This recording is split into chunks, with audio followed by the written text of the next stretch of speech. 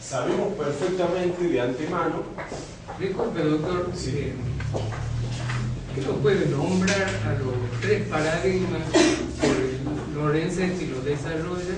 Creo que uno es el De constitucional. la ley, claro que sí. Exacto. No, disculpe, yo les decía ayer que Eran tres.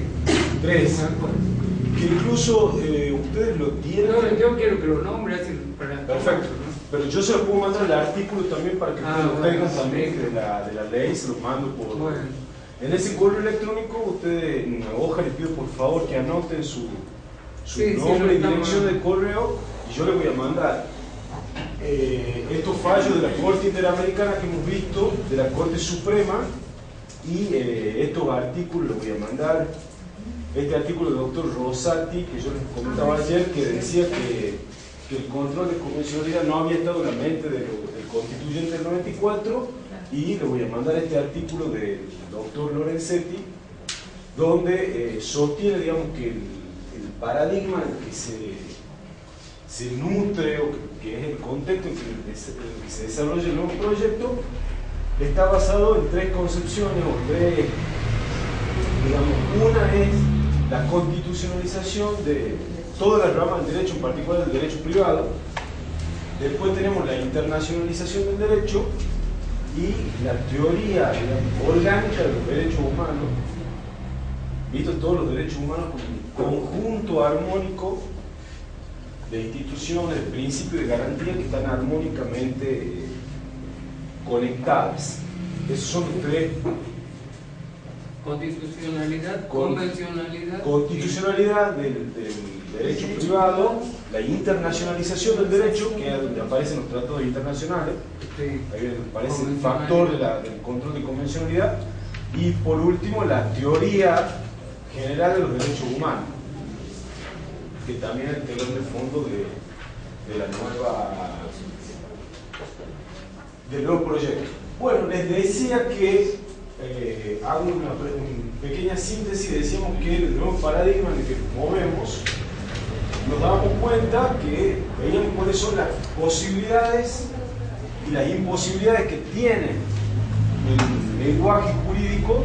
Decíamos que lejos de ese optimismo que tenía, ese optimismo decimonónico del código napoleónico con el que había sido construido ese portentoso código y todos los otros códigos que a imagen y semejanza se proyectaron, entre ellos el Código Civil todavía vigente entre nosotros, el Código de Comercio también, argentinos.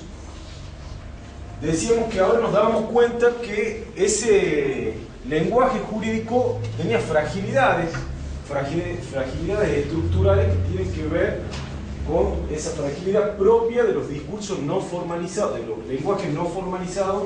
Decíamos que los formalizados eran aquellos que solo se mueven en el plano simbólico, que relacionados con la matemática, la física, la química, etc., mientras que este lenguaje jurídico no tiene esa precisión y esa exactitud, y por eso en el sistema nosotros encontramos, en primer lugar, lagunas.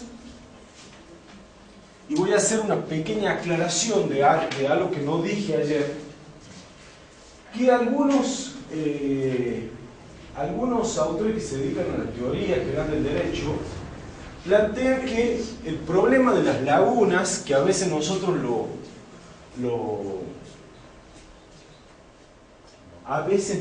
banalizamos al problema y decimos, no encontramos cuál es la norma aplicable, nos encontramos frente a una laguna, ¿sí? O utilizamos el término laguna sin la debida precisión. Hemos dicho que el lenguaje jurídico tiene un esfuerzo por tener algún viso de precisión. Entonces, el plano de las lagunas, que habíamos dicho que en el paradigma del código napoleónico prácticamente no toleraba la idea de laguna, porque el concepto de laguna hace a la completitud o no del sistema, del ordenamiento como sistema. Entonces, el planteo de las lagunas no se lo puede plantear en el nivel o en el plano de los casos individuales, sino en los denominados casos genéricos. Hay algunos autores que sostienen que el ordenamiento jurídico es un sistema de normas prevé soluciones para casos genéricos que son finitos, una determinada cantidad de casos genéricos, pero estos casos genéricos a su vez tienen o proyectan soluciones para una infinidad de casos particulares que luego se resuelven. Entonces uno busca en ese caso genérico la solución para el caso concreto o individual que uno tiene que resolver. Pero el problema de la laguna, algunos autores, por ejemplo, como Kelsen, dicen que no tiene laguna en el sistema. El problema de la laguna se nos tiene que ver a nivel macro, es decir, lo que tiene que ver si el sistema es completo, es decir, si el sistema es una unidad en la cual no tiene ese defecto estructural, pero no podemos hablar de laguna en los casos concretos. Dicen algunos autores como Archulón y Boulin, en ese famoso libro que tienen de Introducción a la metodología de las ciencias jurídicas y sociales, donde dicen que en definitiva hablar de laguna en un caso concreto es decir que me faltan datos para saber, o sea, datos fácticos respecto al caso que estoy tratando para ver si lo puedo sentar en un caso genérico. O bien me pueden faltar datos para saber si ese caso genérico reúne una serie de presupuestos para los cuales yo pueda subsumir mi caso individual.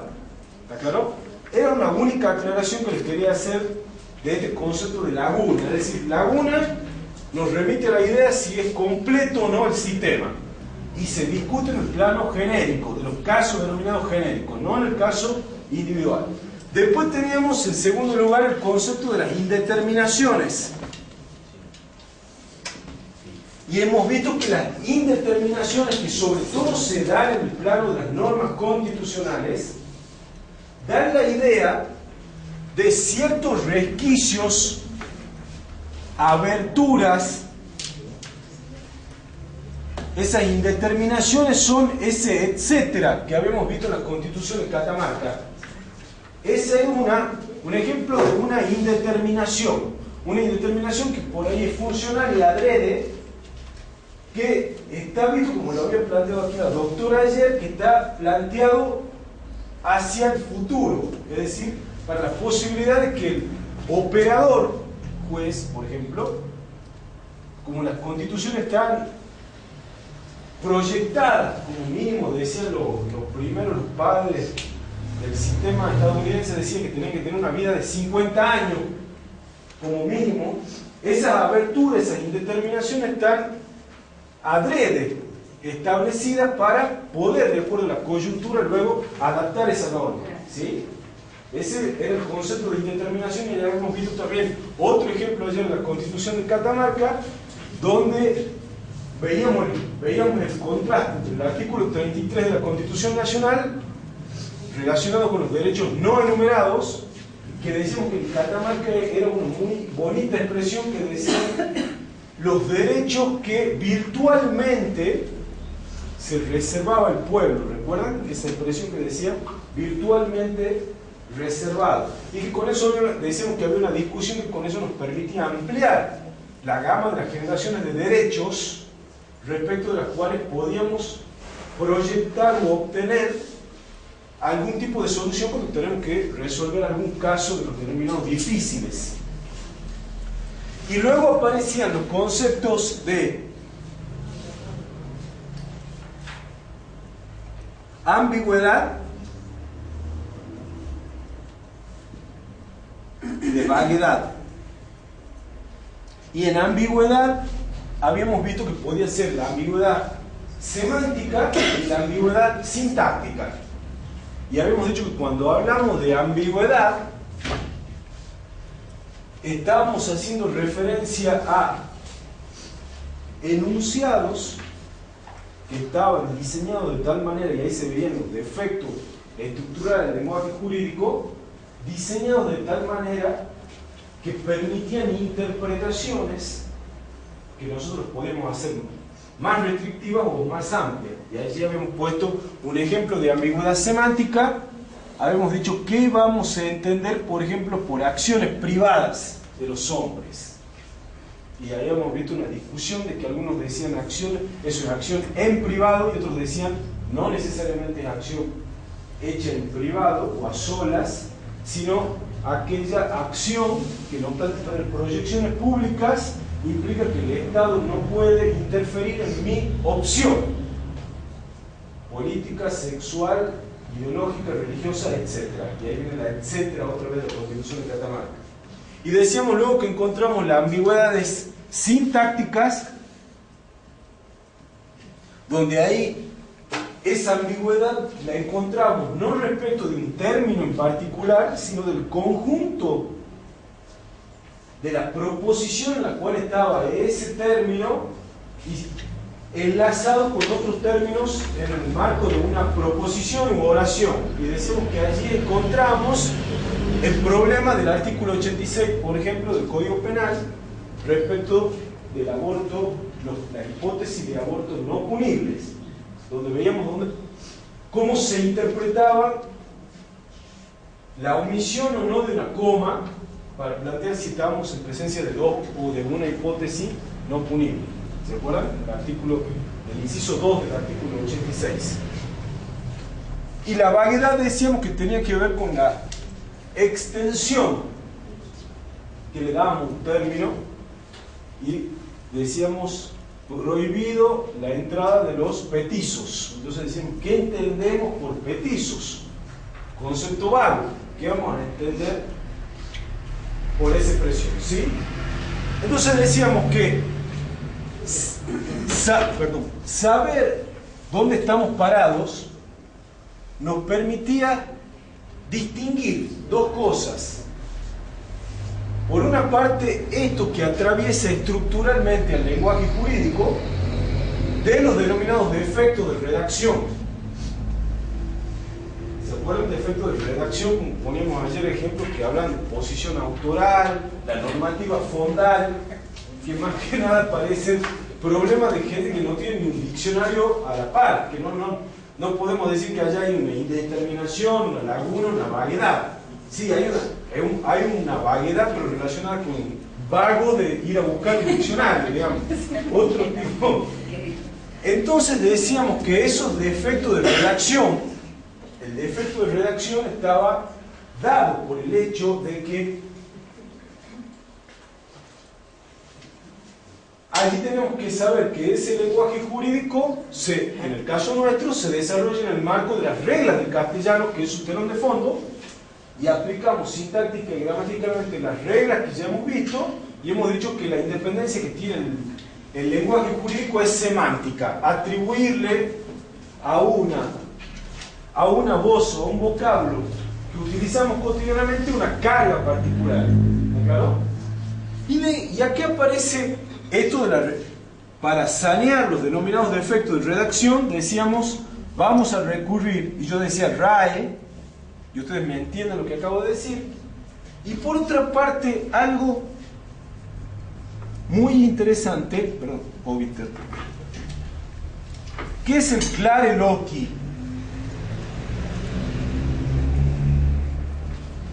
El clare loci, el hable claro.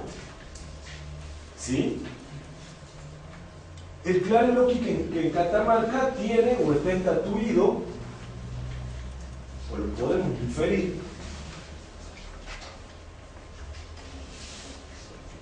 inferir, a se discute en el ámbito procesal si este clare loci es un principio, si es una garantía, cuál es la naturaleza de este deber de hablar o de formular las pretensiones con claridad y precisión. En el caso de las partes, porque a veces se dice que las partes tienen mayores posibilidades respecto del principio, digamos, de la garantía de la defensa,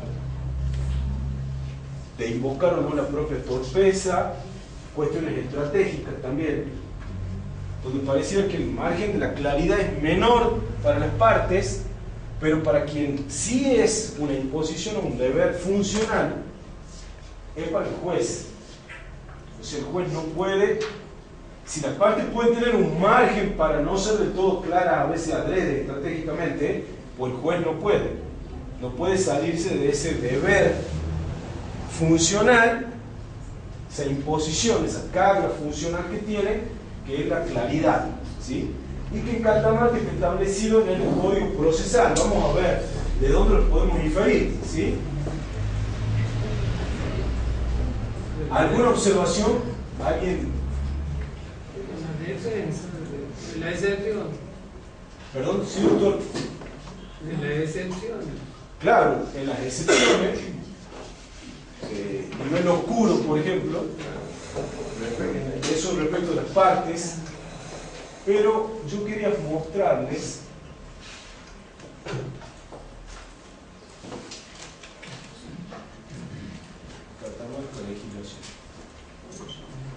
y el recurso de aclaratoria también. Recurso de aclaratoria, claro.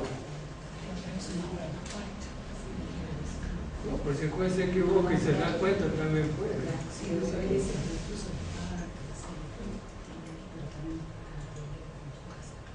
No, pero si juez se da cuenta que se mete la pasta.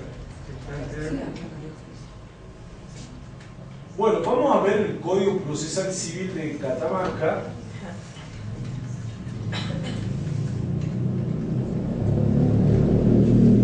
Así está puesta la legislación.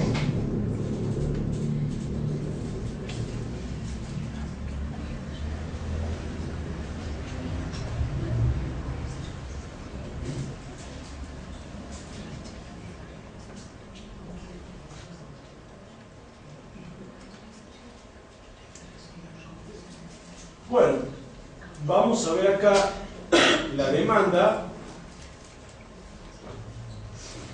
artículo 330. Ya vemos acá bien expresamente, claramente dice, explicado claramente. El derecho expuesto sucintamente, evitando repeticiones innecesarias. Claridad, otra vez. La petición de términos claros y positivos. Allí lo tenemos respecto a las partes. Y ya vamos a ver cuando vengamos a la sentencia, la relación sucinta, la consideración por separado de las cuestiones,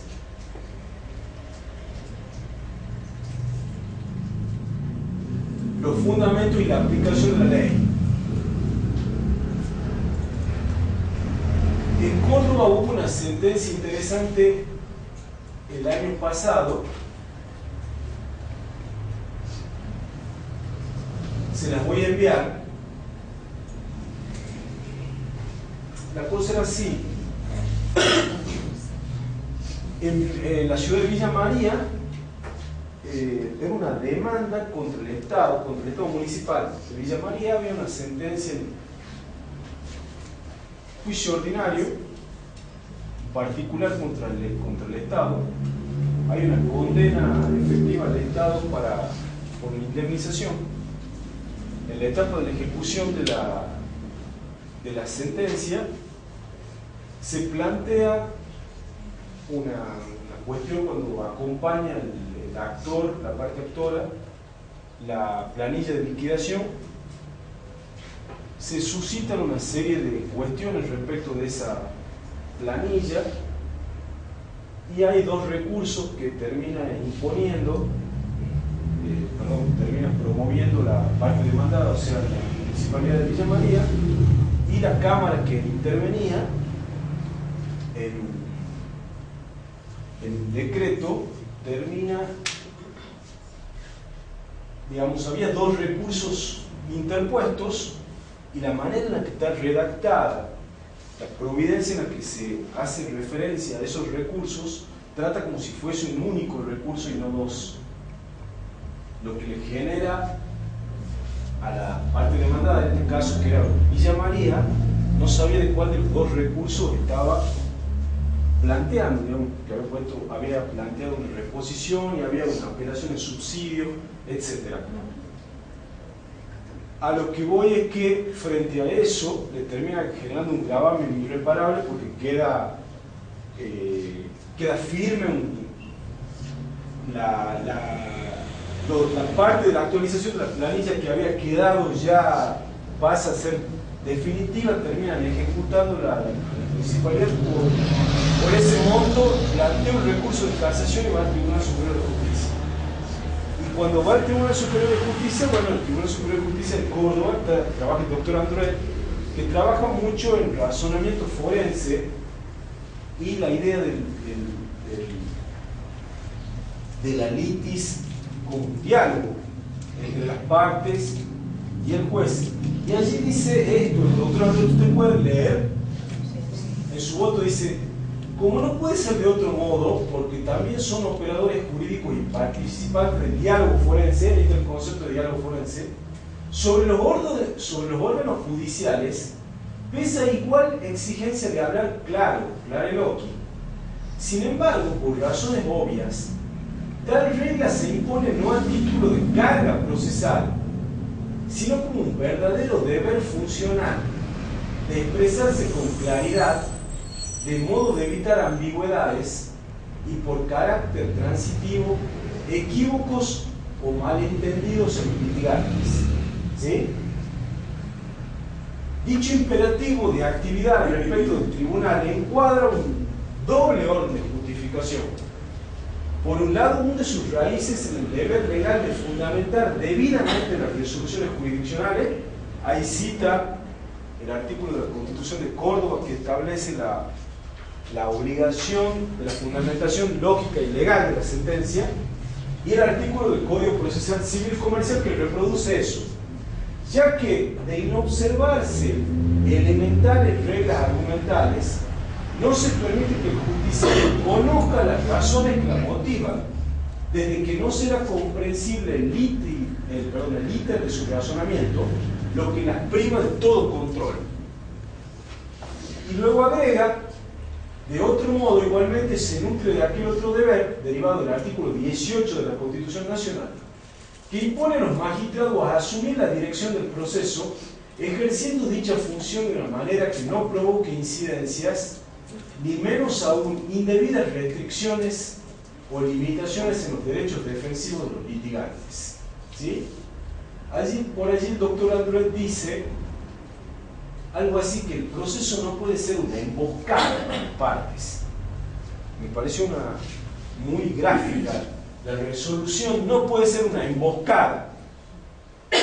Y allí donde le planteaba que este deber de claridad impuesto funcionalmente pesa.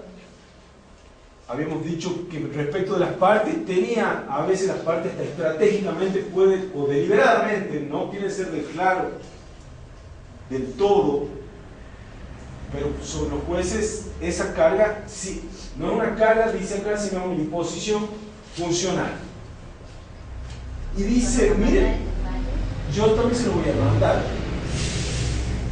Miren cómo decía, había dos recursos, y miren cómo está planteado la providencia de la que hablaba, de esta Cámara de Villa María. Había dos recursos, y miren cómo comienza diciendo: imprímase trámite al recurso interpuesto. Y eran dos recursos. Y luego dice, del recurso de apelación, acá ya parece que ya entran dos recursos. Yo le decía que había una reposición y una apelación en subsidio. Y comienza diciendo, imprímase trámite al recurso interpuesto. Bueno, ¿cuál de los dos? Y después dice, del recurso de apelación, córrase traslado al apelante para que exprese agravios. ¿Sí? Esa es la providencia que generó o que dio oportunidad para que el Tribunal Superior se expresara sobre esta o carga para la parte o deber funcional de claridad que pesa sobre los órganos jurisdiccionales. ¿Sí? Así que yo les voy a enviar también esa. Sí, doctor. Para mí habría que distinguir cuando el recurso de revocatoria o el recurso de apelación se lo articula en, ¿cómo está la palabra? ¿En subsidio? En subsidio, porque si habla, dice, ¿cómo dice? De imprímase trámite al recurso interpuesto. El recurso interpuesto. Si interpuesto, claro, pareciera ser que el primer recurso al que está haciendo referencia Fíjense, porque... A la reposición. Claro, exacto. Y en el segundo ya lo nomina, dice de apelación, que es presa grave. De todas maneras, el tribunal, como los tribunales superiores siempre pueden elegir los casos. Siempre tienen razón. Sí. Eligen un caso para expresarse. Este fue el caso que tomaron para fijar la doctrina respecto de la claridad, el famoso clariloquivo, hable claro, ¿sí? Por supuesto que esto generó en Córdoba a la Cámara cuando se dio publicidad de esta sentencia. Bueno, no les cayó muy bien a los magistrados, porque obviamente los medios de comunicación que se hicieron eco es tirón de oreja del Tribunal Superior dicen que no son claros los jueces cuando redactan la sentencia, o sea, generó... Pero eso causa muchísimos problemas en todas las instancias, cuando los jueces dictan esos proveídos, tanto de primera instancia de Cámara. También acá hubo el año pasado una cuestión, fue de primera instancia, se generó una cosa que llegó a la Corte, porque también un juez de primera instancia había puesto un decreto así, que no se entendía nada, la cuestión que le hizo perder la parte de derecho en cuanto a un recurso. Claro. Esto le generaba grave. Que no lo mencionaba directamente, le proveía sobre uno solo y se generó toda una cuestión como una bola de nieve, ¿no es cierto?, a raíz de un proveído mal hecho, que te presentaron dos cuestiones, tenés que ser claro y proveer ambas cuestiones, si es un recurso de unidad, si es de apelación, si es de revocatoria, si es para una apelación sufrida. Y a raíz de no ser claro, genera esa bola de nieve que después puede terminar hasta en el tribunal superior. Por eso les pregunto acá nos encontramos en una hipótesis de lo que estructuralmente atraviesa al lenguaje jurídico con esos problemas de indeterminaciones, de vaguedades, de ambigüedades, o nos encontramos frente a un defecto de redacción. Hemos dicho, si nos encontramos frente a un defecto de redacción, nosotros sabemos que lo podemos medianamente subsanar, o al menos tenemos que hacer el esfuerzo por subsanarlo.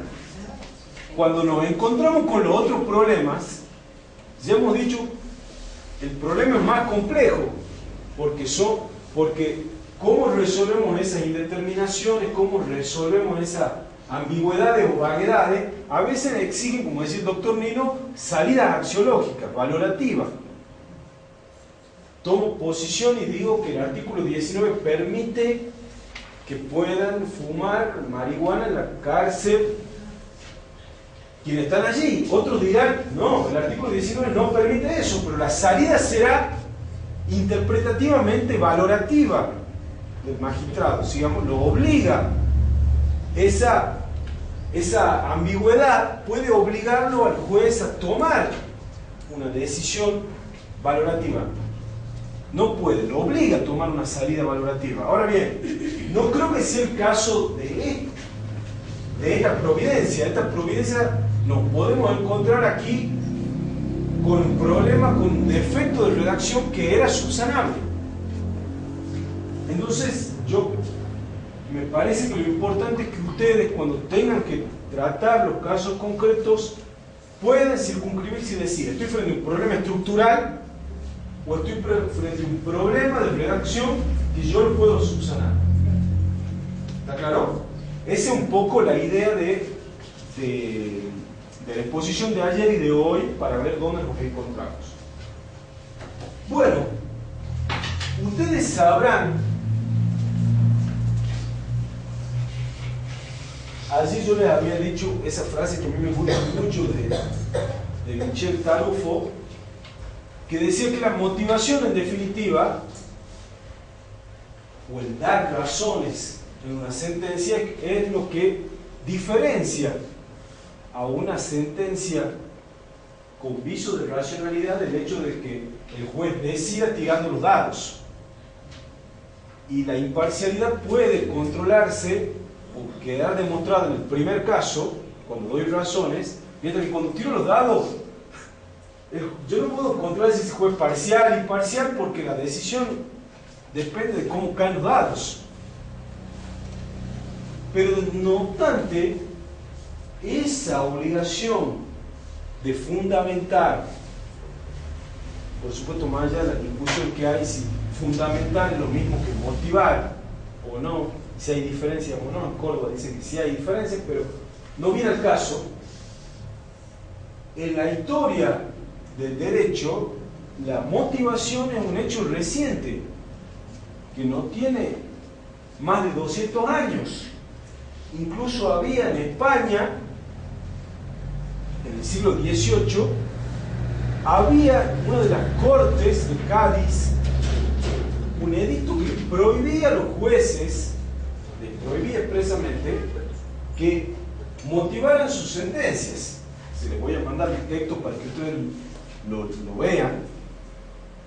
En el sentido de que decían que se perdía tiempo, permitía que el recurso de la parte, la chicane francesa, la famosa chicana, y era un dispendio de tiempo. Por supuesto que estamos hablando de una época en la que todavía no se había producido, digamos, todo este desarrollo institucional hacia la república, hacia el principio republicano. Pero esto que ustedes hoy lo asumen como un hecho natural, el dar razones, no es un hecho que siempre haya sido así en la historia del derecho. Es, como les decía, algo que tiene una historia reciente y al mismo tiempo varía en función de los sistemas. En el sistema, por ejemplo, en Estados Unidos, o el mismo sistema anglosajón, en virtud del sistema de los precedentes,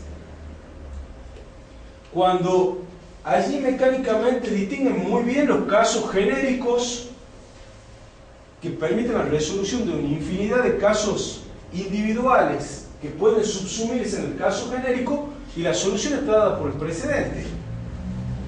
Entonces, si el magistrado encuentra que ese caso concreto que tiene que resolver se encuentra subsumido en los presupuestos que tiene ese caso genérico, aplica el precedente. En igual sentido ocurre con la prueba. También. La preparación de la prueba actual no era como era antes. También, por supuesto.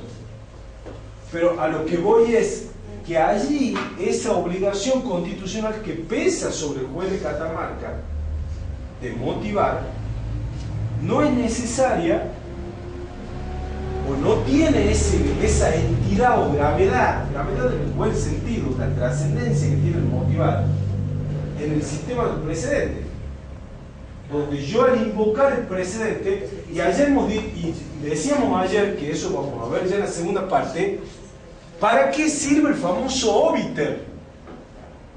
Y hemos dicho que en el sistema del precedente yo voy a y hemos dicho que el famoso stare decisis de la Corte de Estados Unidos, que cuando la Corte se expide, el juez, pese a ser un sistema de control difuso, cuando la Corte se expide sobre un caso donde hay derechos constitucionales en juego, fija las reglas como si fuese un tribunal constitucional europeo. De manera que el juez de Virginia no puede apartarse de lo que dijo la Corte, y el juez de Catamarca sí puede apartarse de lo que dijo la Corte Federal en Argentina, porque no rige el stare decisis. Entonces, en ese sistema se distingue claramente qué es el denominado holding, es decir, cuáles son las razones dirimentes que sí sientan o hacen al precedente de aquello otro que es considerado obiter, y tenemos ahí dictum en singular y obiter dicta en plural, aquello que está dicho a mayor abundamiento y que no genera la doctrina legal. Por eso las famosas, ustedes cuando ven, dicen muchos autores, sobre todo autores del derecho constitucional, pero siguiendo el derecho constitucional norteamericano, dicen, es doctrina legal de la Corte. Esa expresión doctrina legal de la Corte es propio del sistema del holding. Porque en definitiva, ¿cuál es la doctrina legal que emerge del fallo, si el Estado de Sisi en Argentina no tiene, por supuesto, nosotros decimos la fuerza moral de los fallos de la Corte, es una famosa manera de menguar el Estado de Sisi, que decimos la fuerza moral, o la propia Corte argentina, que también ella misma, a imagen y semejanza de la Corte estadounidense, pareciera ser que quiere ir hacia aquí, cuando en este caso que decíamos ayer del aborto, dice en el considerando número 24, dice: por ello, los términos del presente fallo respecto de los alcances que corresponde asignar al artículo 86, inciso 2 del Código Penal, así como la autoridad suprema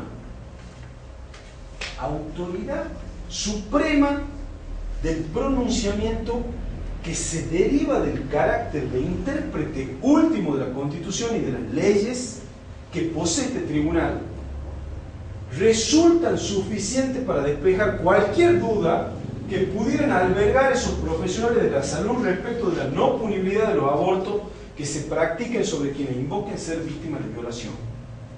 Repito, la autoridad suprema del pronunciamiento. ¿Qué consideran, dijo, doctor? ¿Cómo? 24. La autoridad suprema del pronunciamiento. Pareciera que la Corte está diciendo: esto es doctrina legal y es holding. ¿Está claro? Doctrina legal, holding, precedente. Y justamente pareciera ser que la Corte interpreta eso porque luego exhorta en la parte resolutiva. Pregunto: si estoy resolviendo un caso concreto, si nuestro sistema no es el sistema continental, el sistema continental europeo de los tribunales constitucionales, donde el control de constitucionalidad es erga omnes y el control que yo hago es para todos los casos, ¿qué sentido tiene que la Corte, en la parte resolutiva, dice, insta,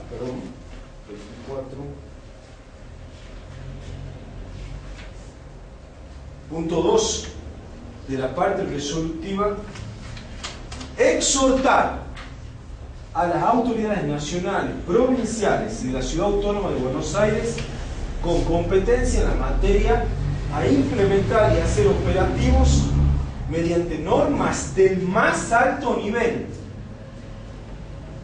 ¿Qué está queriendo decir la Corte? Mediante normas del más alto nivel. ¿Qué está pidiendo la Corte? Que les den. ¿Está pidiendo leyes o algo más que leyes? ¿O está pidiendo que las propias constituciones provinciales? Dice, con competencia en la materia a implementar y hacer operativos mediante normas de más alto nivel en los términos aquí sentados, protocolos hospitalarios para la concreta atención de los abortos no punibles y para la asistencia integral de toda víctima de violencia sexual. Y luego viene el punto 3, exhortar al Poder Judicial de la Nación y a los poderes judiciales provinciales. Escuchen, lo exhorta a ustedes. Exhortar al Poder Judicial Nacional y a los poderes judiciales provinciales y de la Ciudad Autónoma de Buenos Aires a abstenerse de judicializar el acceso a los abortos no punibles previstos legalmente. ¿Qué significa esa exhortación? ¿Qué es? Obligatoriedad. ¿Es obligatoriedad?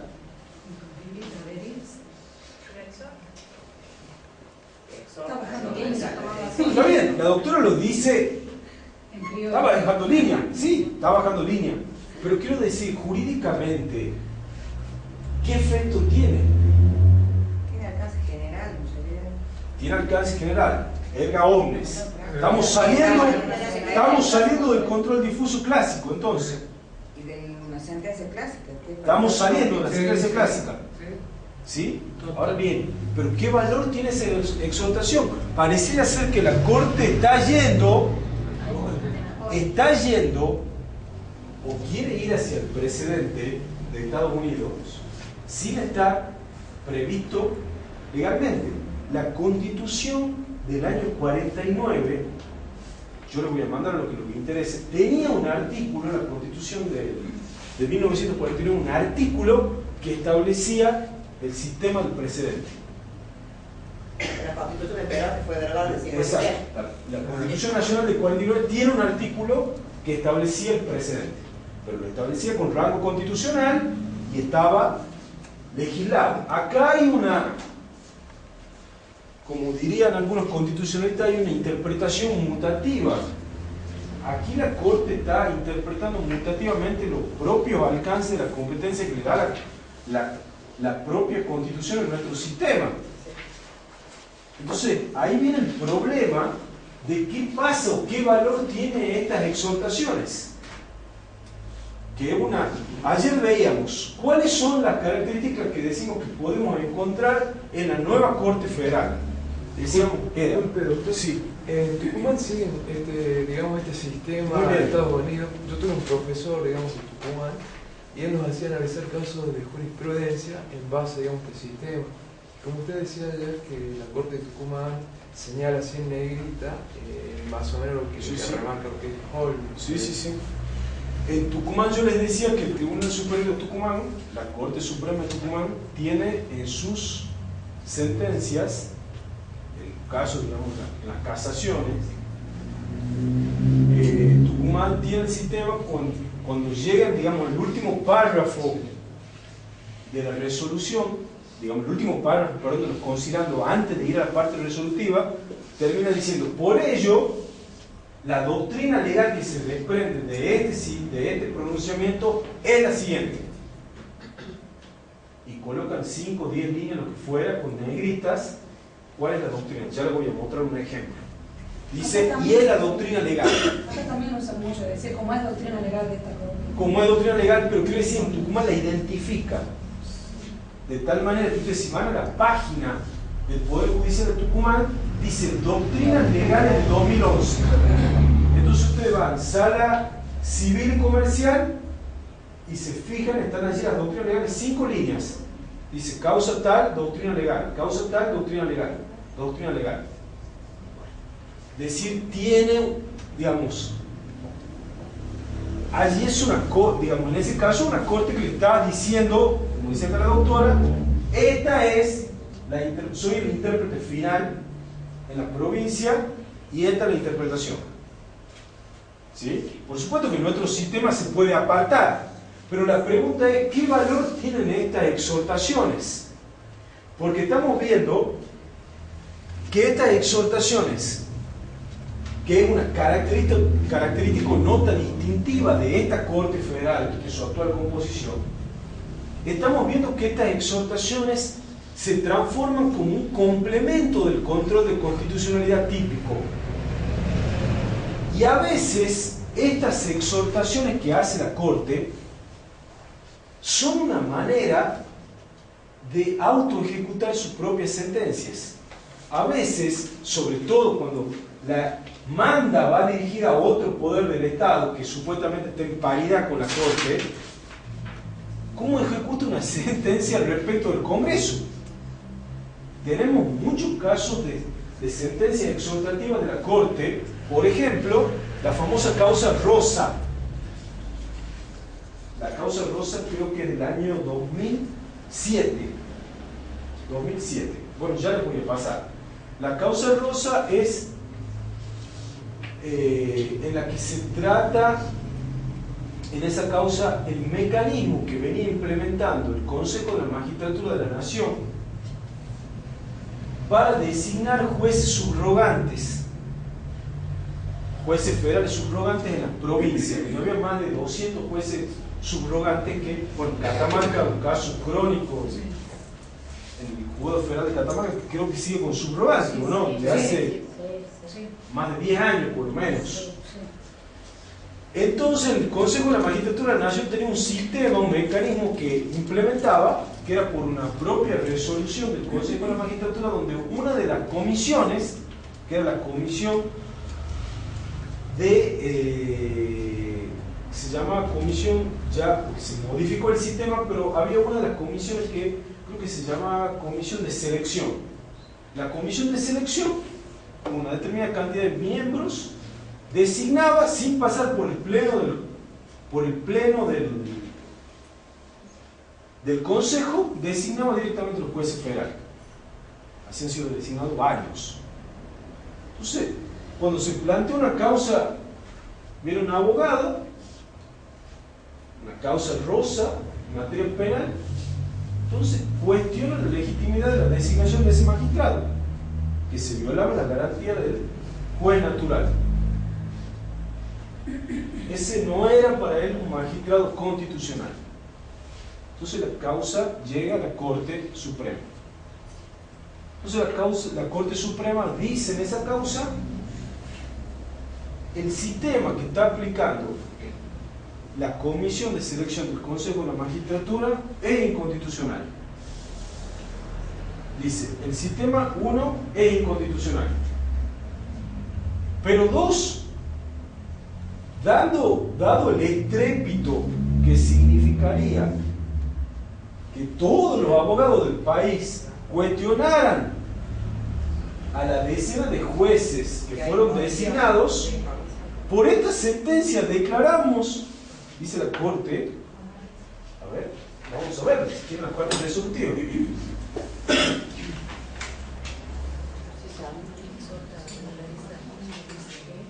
Dice la Corte, a ver, jurisprudencia.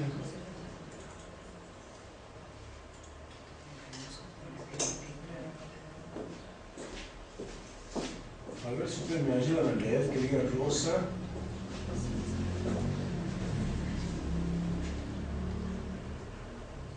Casal, Olavini. ¿Leen por allí Rosa ustedes?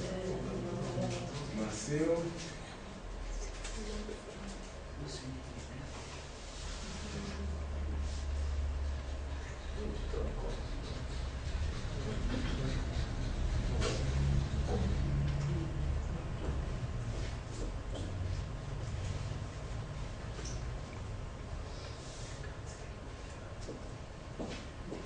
Me detengo un minuto hasta que me encuentro, porque es muy interesante leer la parte resolutiva para ver estas manifestaciones.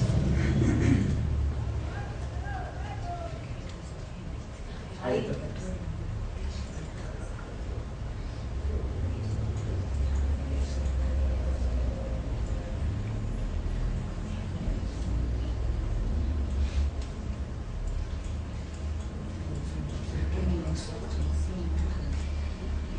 Bueno, miren el punto 4.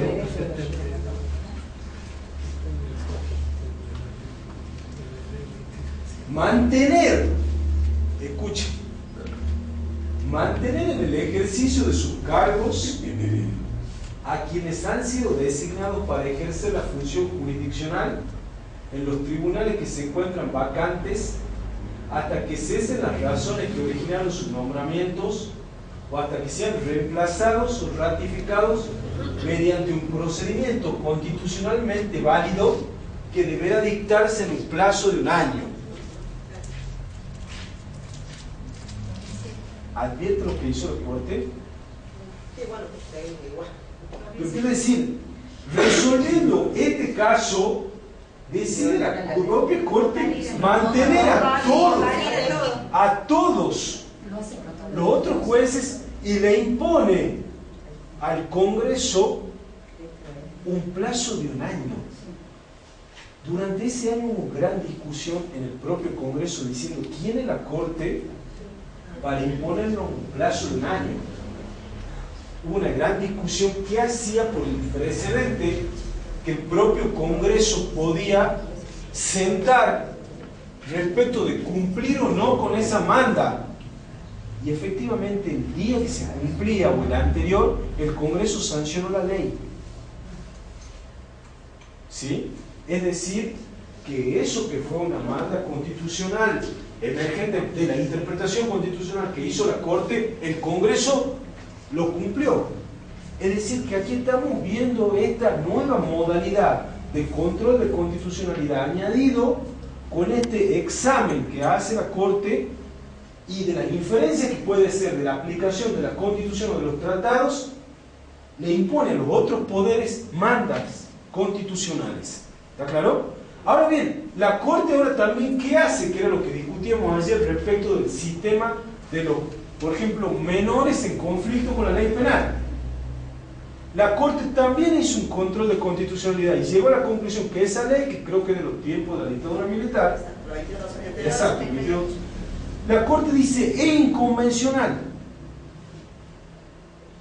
es inconstitucional, es inconvencional, pero el impacto, la trascendencia institucional, esa expresión trascendencia institucional, que tendría declararla inconstitucional e inconvencional, y lo que generaría abrir los establecimientos penitenciarios donde están estos menores, nosotros no podemos hacer eso por el consecuencialismo.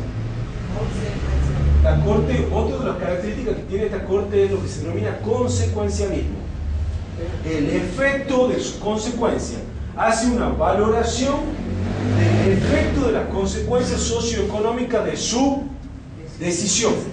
Eso se llama consecuencialismo. Y ya me detengo un minuto en eso. Entonces dice la Corte, haciendo esa proyección de la consecuencia, el consecuencialismo, yo no puedo declararla inconstitucional. Pero no obstante, lo exhorto al Congreso a que sancione una ley a que se adecue a los tratados internacionales. Entonces, miren, tenemos dos modalidades. A, Rosa, declara inconstitucional